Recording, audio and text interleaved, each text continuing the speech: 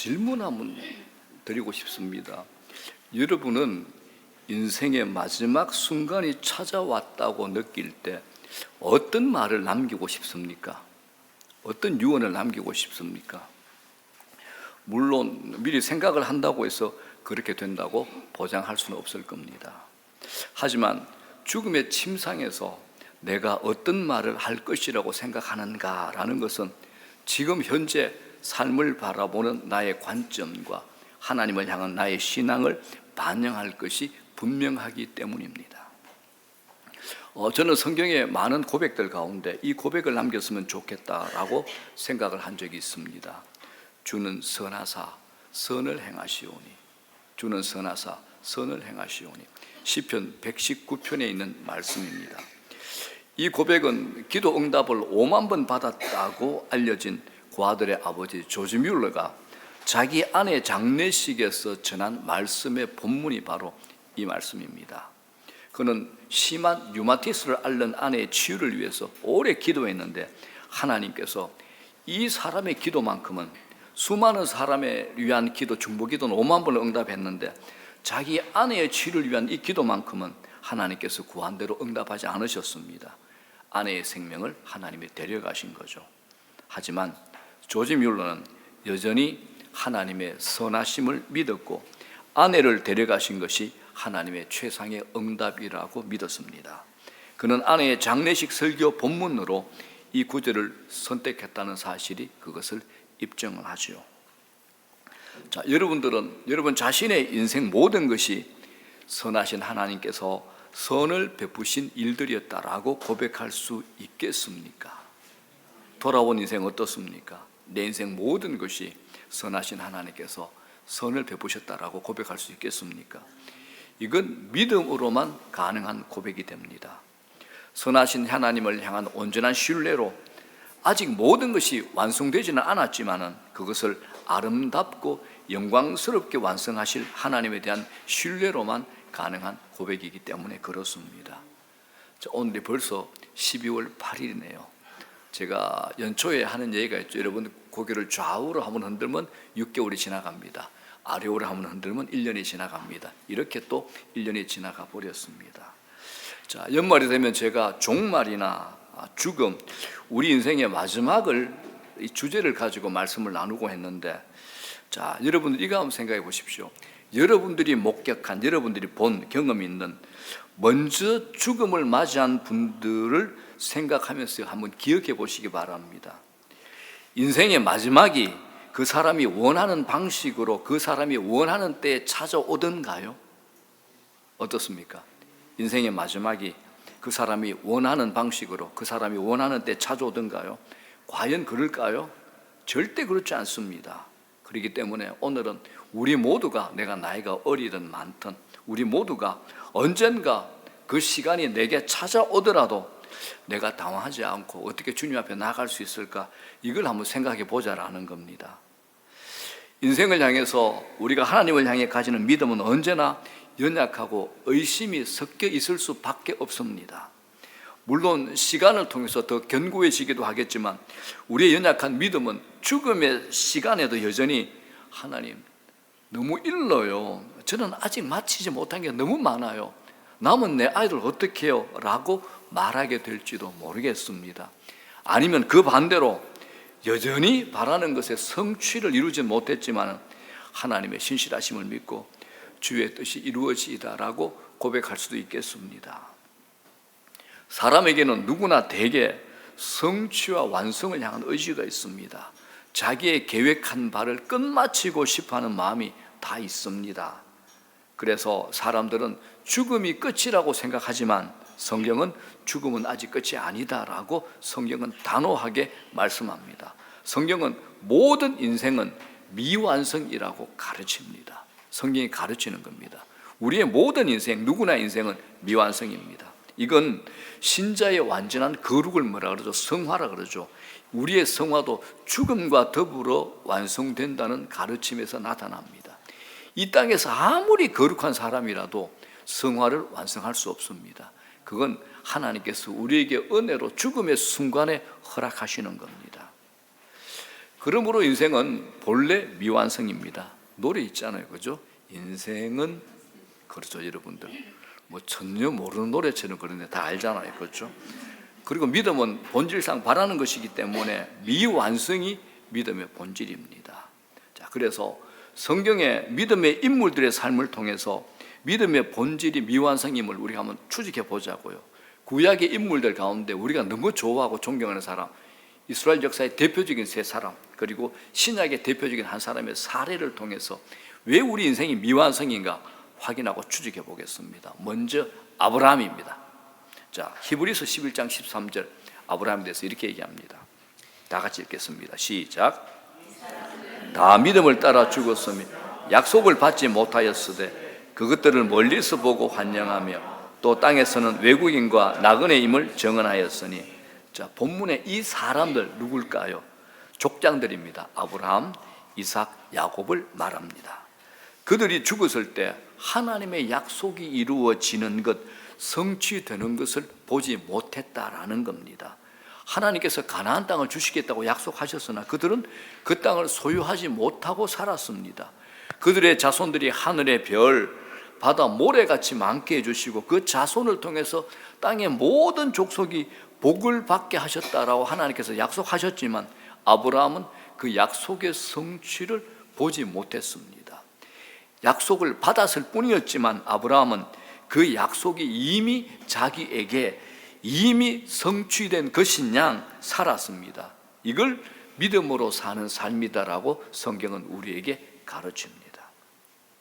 모세의 삶에서도 이 사실을 확인합니다. 모세는 이스라엘 백성들의 구원자로 등장을 하죠. 그는 이스라엘 백성들을 애굽의 종살이에서 건네 약속의 땅 가나안으로 인도하는 하나님의 사명을 받았고 광야 40년 동안 그 역할을 잘 감당합니다. 하지만 광야 생활 막바지에 한 사건으로 말미암아 하나님은 모세의 가나안 입성을 막으시죠. 허락하지 않으셨습니다. 모세는 하나님께 자신이 가나안에 들어감으로써 자신의 사명을 완수하게 해달라고 간청을 했는데 하나님께서 더 이상 그 일을 당신에게 구하지 말라고 단호하게 거절하십니다. 결국 모세는 자기가 하나님께로부터 받은 사명의 99%를 이루었지만 그 완성과 성취는 자신이 보지 못했습니다. 그래서 모세는 모압 땅 비스가산 정상에서 가나안을 바라보는 것으로 만족해야 했습니다. 하나님께서 모세 인생 마지막으로 하게 하신 일이 뭐냐? 바라보는 일이었습니다. 자, 신명기 3장 27절입니다. 너는 비스가산 꼭대기에 올라가서 눈을 들어 동서남북을 바라보고 네 눈으로 그 땅을 바라보라. 너는 이 요단을 건너지 못할 것임이니라. 네 눈으로 그 땅을 바라보라는 겁니다. 모세가 마지막으로 바라보았다는 사실은 하나님께서 모세에게 마지막에 그에게 믿음을 요구하셨다는 사실입니다.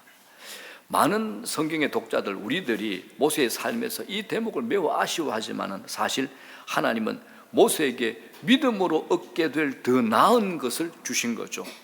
눈으로 보이는 물리적인 장소가 아니라 가나안보다 더 나은 성, 하늘에 있는 영원한 성을 그를 위해 예비하셨고 모세를 그곳으로 하나님께서 직접 인도하신 겁니다. 그것을 바라보게 하신 거죠.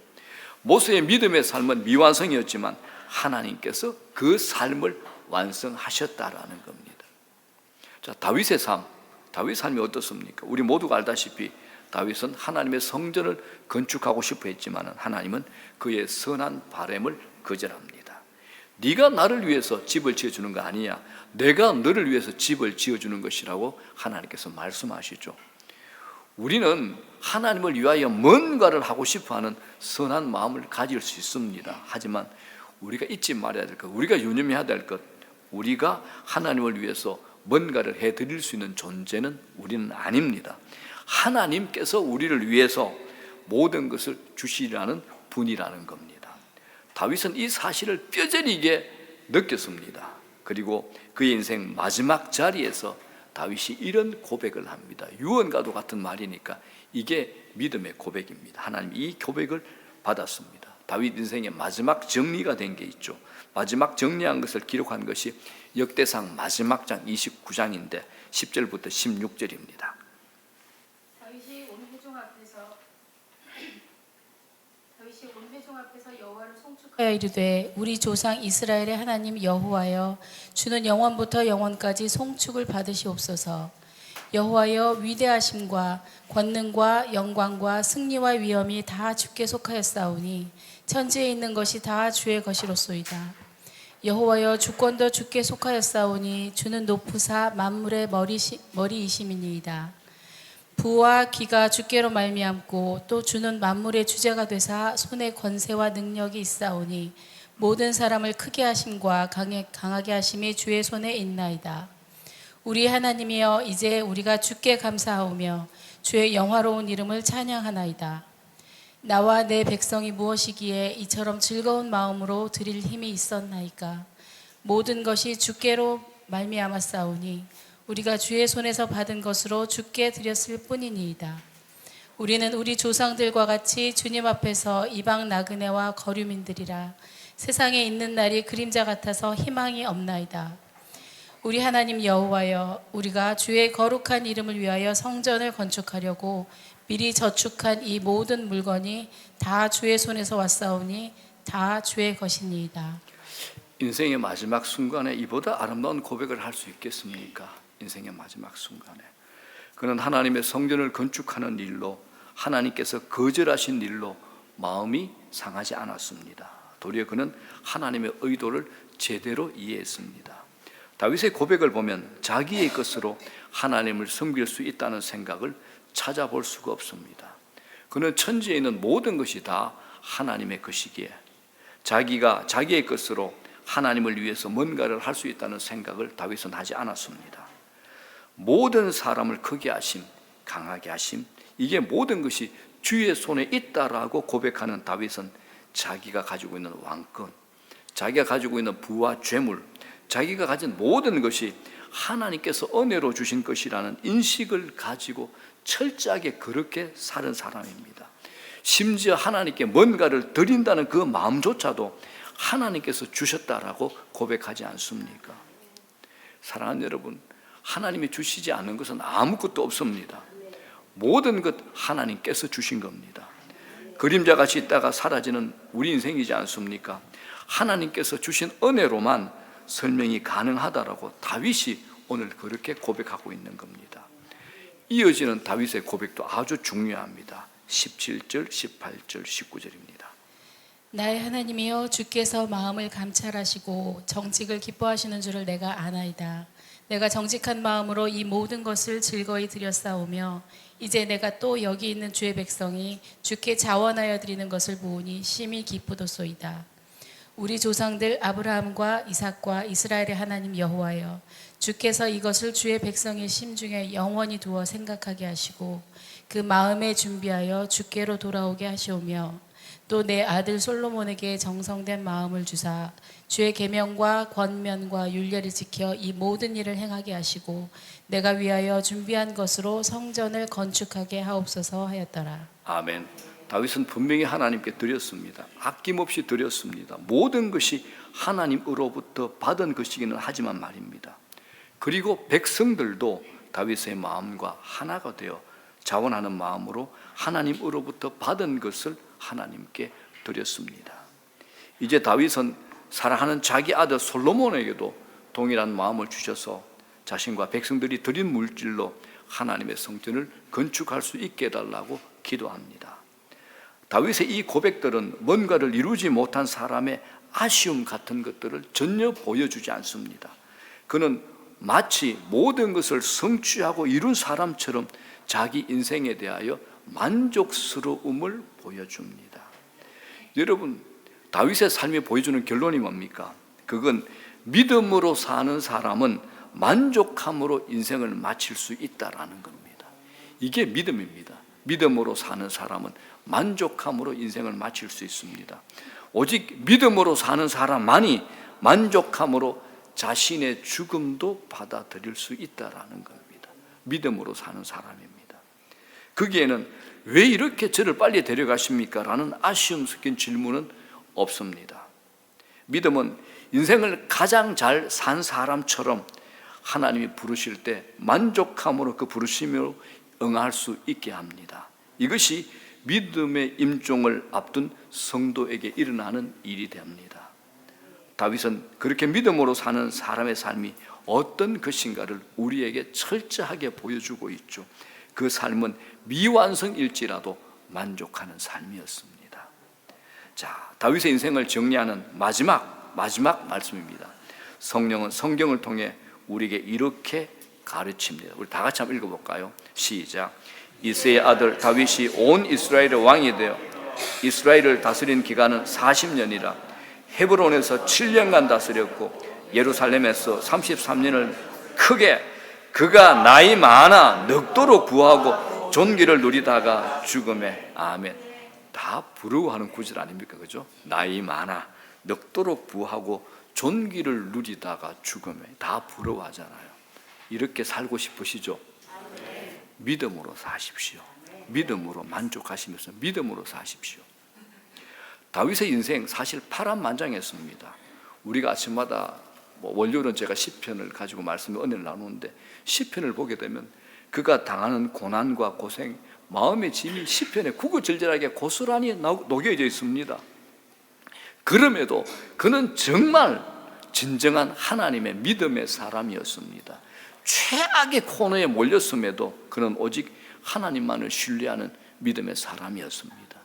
나 같으면 계산기를 막 돌려보고 이거 누구에게 내가 이렇게 하면 되지 않겠나 온갖 생각을 했을 텐데 최악의 상황에서도 어떻게 이런 믿음이 가능한가라는 상상을 아침 말씀을 준비하면서 제게 수없이 많이 제 마음을 때린 것이 다윗의 인생이었습니다. 그는 하나님을 전심으로 신뢰하고 믿는 믿음의 사람이었습니다. 자, 마지막 네 번째, 자, 믿음의 인물 가운데 사도 바울을 한번 봅시다. 그는 자신의 영적 아들이요 제자 디모데에게 쓰는 마지막 편지 디모데후서죠. 이거는 이 편지를 쓰고 얼마 있지 않다가 네로 황제에게 사형을 당하고 순교를 하죠. 유언장입니다. 자, 디모데후서 4장 6절, 7절, 8절 다 같이 읽겠습니다. 시작. 전제와 같이 내가 벌써 부어지고 나의 떠날 시각이 가까웠도다. 나는 선한 싸움을 싸우고 나의 달려갈 길을 마치고 믿음을 지켰으니 이제후로는 나를 위하여 의의 면류관이 예비되었으므로 주 곧 의로우신 재판장이 그날에 내게 주실 것이며 내게만 아니라 주의 나타나심을 사모하는 모든 자에게도니라. 자신의 죽음이 다가오고 있음을 인식하는 사도 바울은 자신이 선한 싸움을 다 싸우고 자기의 달려갈 길을 마치고 믿음을 잘 지켰다라고 고백을 합니다. 바울은 자기가 해야 할 일을 다 마친 것처럼 사명을 완수한 것처럼 말하는데 그런데 그렇지 않다라는 겁니다. 실상은 바울이 로마 교회에 편지를 쓴 내용을 보게 되면 그가 원하던 바가 무엇인가를 알 수 있습니다. 자, 로마서 15장입니다. 22절, 23절, 24절 자, 읽으십시오. 그러므로 또한 내가 너희에게 가려 하던 것이 여러 번 막혔더니 이제는 이 지방에 일할 곳이 없고 또 여러 해 전부터 언제든지 서바나로 갈 때에 너희에게 가기를 바라고 있었으니 이는 지나가는 길에 너희를 보고 먼저 너희와 사귐으로 얼마간 기쁨을 가진 후에 너희가 그리로 보내주기를 바람이라. 자, 바울은 서바나인데 여기는 지금의 스페인입니다. 스페인까지 가서 복음을 전하기를 원했습니다. 스페인은 바울 자신이 생각하는 땅끝이었죠. 그는 주님께서 땅끝까지 이르러 내 증인이 되리라고 하신 말씀을 완수하기를 원했습니다. 하지만 성경은 사도 바울이 스페인에 가서 복음을 전했다라고 말하지 않습니다. 대신에 바울은 주님께서 자신에게 주실 의의 면류관을 바라보고 사모합니다. 이건 죽음을 앞둔 성도 안에서 믿음이 하는 일입니다. 바울 사도의 선교 사역은 주님께서 의의 면류관을 씌워 주실 때 완수가 되는 겁니다. 완성하시는 분은 누구죠? 하나님이십니다. 바울이 아니다라는 겁니다. 완성하시는 분은 하나님입니다. 아브라함도 아니고 다윗도 아니고 모세 인생도 아니라는 겁니다. 그럼에도 불구하고 이 믿음의 사람들은 모든 것을 완수한 사람처럼 자신의 죽음의 시간을 맞이합니다. 이것이 여러분 성도된 우리가 죽음 앞에서 믿음으로 취할 수 있는 특권입니다. 자, 우리는 아브라함과 모세, 다윗과 바울의 삶을 살펴봤습니다. 그 누구도 인생의 시간 안에서 완성의 마침표를 찍을 사람은 그 누구도 없습니다. 믿음으로 살았던 하나님의 사람들 한결같이 그의 인생이 미완성임을 보여줍니다. 믿음의 본질이 여러분 미완성입니다. 인생의 마침표를 찍는 것은 우리의 몫이 아닙니다. 그건 전적으로 하나님의 주권, 하나님의 몫입니다. 우리는 자신의 죽음을 포함하여 어떤 사람의 죽음도 때이른 죽음이라고 생각할 수 있겠지만 아닙니다. 아직 이룬 것, 완성된 것, 성취한 것이 없으니까 그렇게 생각할 수 있겠지만 아닙니다. 그러한 때를 결정하시는 분은 하나님이시기 때문입니다. 그러므로 우리 인생은 미완입니다. 미완. 우리의 목은 마침표가 아니라 쉼표를 찍는 겁니다. 죽음을 통해서 우리가 잠깐 쉴 때 하나님께서 우리의 미완의 인생을 완성하실 겁니다. 그래서 하나님만이 오메가라고 불려집니다. 오메가가 뭡니까? 마지막이죠. 알파와 오메가. 알파는 시작입니다. 오메가는 마지막 결론입니다. 자, 계시록 22장 13절에 뭐라 그럽니까? 다 같이요. 시작. 나는 알파와 오메가요, 처음과 마지막이요, 시작과 마침이라. 하나님은 처음일 뿐만 아니라 마지막이 되십니다. 인류 역사에서 완성의 마침표를 찍은 분은 단 한 분입니다. 그분은 사람의 몸을 입고 이 땅에 오신 성자 예수님입니다. 예수님께서 십자가에서 뭐라 그러셨습니까? 다 이루었다, 다 이루었다 라고 크게 외치고 운명하셨습니다. 죽음의 자리에서 이렇게 말할 수 있는 자격을 갖춘 자가 누구이겠습니까? 인간은 이렇게 말할 수 없습니다. 오직 하나님만이 이렇게 말할 수 있는 겁니다. 팀 켈러, 유명한 복음주의 사역자잖아요. 전 세계에서 제일 유명한 분이죠. 팀 켈러의 일과 영성이라는 책을 보면 반지의 제왕 읽어보신 분 좀 있죠, 그죠? 반지의 제왕을 쓴 톨킨의 단편 니글의 이파리라는 저 책이 소개됩니다. 그 니글이 무슨 뜻이냐면 깨작거리다, 깨작거리다. 비능률적으로 일하거나 쓸데없이 시시콜콜 사소한 일에 시간을 낭비한다는 뜻입니다. 여기서는 톨킨 자신을 가리킵니다.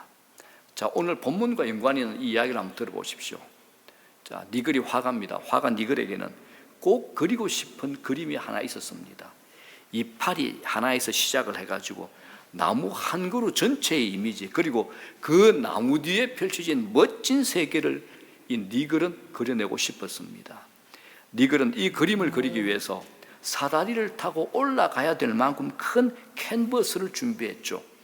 언젠가 자신이 죽기 전에 이 그림만은 꼭 완성하고 싶었던 니글은 화폭에 그림을 그려가기 시작합니다. 하지만 두 가지 이유로 이것이 진척이 안 되는 겁니다. 하나는 니글이 나무 전체보다 나무에 달린 이파리 하나에 큰 공을 들이고 있었기 때문입니다. 또 다른 하나는 니글의 착한 마음 때문이었습니다. 니글은 이웃들의 부탁을 들어주느라 자주 그림을 그리는 붓을 내려놓아야만 했습니다.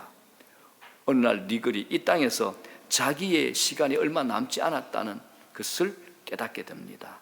하지만 그날도 어떤 이웃이 자기에게 찾아와서 자기 아내가 아프니까 비 내리는 차가운 밤거리를 달려가 의사를 불러달라고 부탁을 했던 겁니다. 착한 니글이 어땠을까요? 그 부탁을 들어줍니다. 하지만 비를 맞은 니글은 독감에 걸려 고열에 시달리다 결국 죽음을 서서히 맞이하게 됩니다. 니글의 눈에서 눈물이 왈칵 쏟아져 내립니다. 가엾은 니글이 엉엉 울며 소리칩니다. 아직 저 그림을 완성하지 못했단 말이에요. 아직 그림을 완성하지 못했단 말이에요. 얼마나 우리가 공감할 수 있는 대목입니까? 근데 이게 끝이 아닙니다. 이야기가 이어집니다. 니글이 죽었죠. 하늘나라 기차를 타고 하늘로 올라가는데 두 가지 소리를 듣게 됩니다. 세월을 허송하고 평생 이루어놓은 것이 없다고 꾸짖는 엄한 공허의 목소리가 하나고, 또 다른 하나의 목소리는 니글이 한 일, 네가 한 일 내가 잘 알고 있다.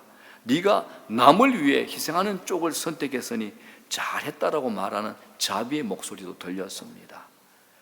그가 하늘나라의 가장자리에 이르렀을 때 눈앞에 상급처럼 뭔가가 보였습니다. 니글이 그것을 보고 그것으로 막 달려가는데 거기에 무엇이 있을까요? 니글이 평생 꿈꾸던 것이 있었습니다. 커다란 나무, 그가 그리고 싶었던 상상 속의 그 나무가 완성된 모습으로 서 있는 겁니다. 나무의 배경까지를 포함해서 말입니다. 니글이 천천히 팔을 들어 활짝 펴면서 이렇게 말합니다. 이건 선물이야. 이건 선물이야. 니글은 고작 이파리, 작은 이파리 하나를 그리고 죽었습니다. 니글의 미완성 작품은 사람들의 주목도 별로 끌지 못했습니다. 그러나 영원하고 참된 곳에서 니글은 놀랍게 완성된 자신의 나무가 상상의 선물이 아니라 영원히 살아 즐길 수 있는 실제로 자기 앞에 선 것을 보게 되는 겁니다. 이게 톨킨의 단편 니글의 이파리 줄거리입니다. 사랑하는 여러분, 우리는 뭔가 성취하려고 꿈꾸지만 이룰 힘도 없고 시간도 부족하죠. 그러다가 인생을 마치게 됩니다. 그리고는 잊혀집니다. 하지만 이것이 이야기 전부가 아니라는 겁니다. 이게 신자의 삶의 전부가 아니라는 겁니다. 우리에게는 죽음 너머에 영원한 실제가 있습니다. 영원한 실제가 있습니다. 우리도 인생을 살다가 불현듯이 죽음의 순간이 찾아올 때 이파리 한 장 그리고 간다는 생각에 하나님 아직 완성하지 못했단 말이에요. 니글처럼 울부짖을지도 모릅니다. 그러나 우리가 이 땅을 사는 동안에 믿음으로 행했지만 완성하지 못했던 그 일은 영원한 저 나라에서 완성된 실제로 우리 앞에 나타날 겁니다. 이게 믿음입니다. 이게 믿음입니다. 이 설교를 준비하면서 제가 이 찬양을 참 자주 흥얼거렸습니다. 한번 불러볼까요? 아득한 나의 갈 길 다 가고 적동산에서 편히 쉴 때 내 고생하는 모든 일들을 주께서 아시리. 완성된 실제를 보고 만지고 경험하고 하나님과 함께 할 수 있을 겁니다. 여러분, 우리가 이 땅에서 믿음으로 행하는 모든 일이 그렇습니다. 그래서 믿음이 중요합니다. 이 땅에서 믿음으로 행하는 모든 일이 그렇습니다. 우리가 믿음으로 행하는 모든 수고는 단순하고 사소할지라도 하나하나가 영원 무궁한 가치를 가집니다. 이게 믿음입니다. 단순하고 사소할지라도 하나하나가 영원 무궁한 가치를 가지게 됩니다. 이게 장래의 은혜를 바라보는 믿음이 보게 될 열매입니다. 어떻습니까, 여러분? 우리가 하나님 믿는 게 얼마나 놀랍고 위대한가, 신비하지 않습니까? 왜 우리가 이 땅에서 믿음을 가지고 살아야 될까? 왜 다윗이 그렇게 살았는가? 왜 하나님으로부터 칭찬받았는가? 해답이 나오지 않습니까? 그러므로 지금 여러분 앞에, 지금 내 앞에 의미 없어 보이고 작고 하찮아 보이는 일도 무시하지 마십시오. 그 작은 일들도 믿음으로 행하십시오. 믿음으로 행하십시오. 평생 이파리 하나 그렸다고 말할지라도 오늘을 믿음으로 살아가는 겁니다. 믿음으로 우리 더 많이 사랑합시다. 믿음으로 더 많이 사랑합시다. 그 작은 일조차 완성하지 못하는 우리들이지만은 언젠가 우리는 하나님께서 완성해 주시는 진짜 나무를 생생하게 보게 될 겁니다. 사랑하는 여러분, 믿음으로 사는 삶은 결코 헛되지 않습니다. 미완의 완성은 선하시고 전능하신 하나님께서 완성하실 것을 믿음으로 바라보고 살아야 합니다. 그래서 하박국 선지자가 뭐라 그럽니까? 의인은 그의 믿음으로 말미암아 살리라라고 합니다. 어떤 믿음입니까? 장차 하나님께서 미완처럼 보이는 역사를 완성하실 일, 장래의 은혜를 바라보는 믿음을 가리키는 겁니다. 우리들이 인생에서 하나님을 위해 뭔가 대단한 일을 이루지 못할 수도 있습니다. 그저 작은 이파리 하나처럼 작은 것에 매달려 깨작깨작거리다가 죽음의 시간을 맞이할 수도 있습니다. 그런데 중요한 것이 뭡니까? 장래에 하나님께서 이 작은 일을 완성하실 은혜를 바라보고 오늘도 우리가 거룩하게 믿음으로 살아가는 겁니다. 저는 그 감격스러운 순간을 종종 생각합니다. 그 믿음으로 저는 죽음의 시간이 제게 다가왔다고 느끼게 될 때 제 삶을 완성해 주실 선하신 하나님을 믿음으로 바라볼 겁니다. 그리고 마치 모든 것을 완성한 것처럼 만족하면서 저는 죽음의 강을 건너려고 합니다.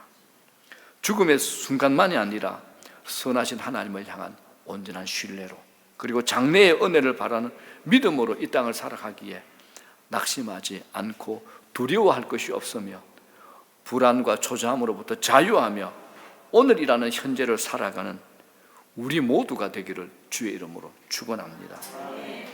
우리 미완의 삶을 완성하시는 하나님이 주실 장래의 은혜를 바라보는 믿음이 우리 모두의 삶에 만들어내는 기쁨이 우리의 삶에 충만하기를 주의 이름으로 축원합니다.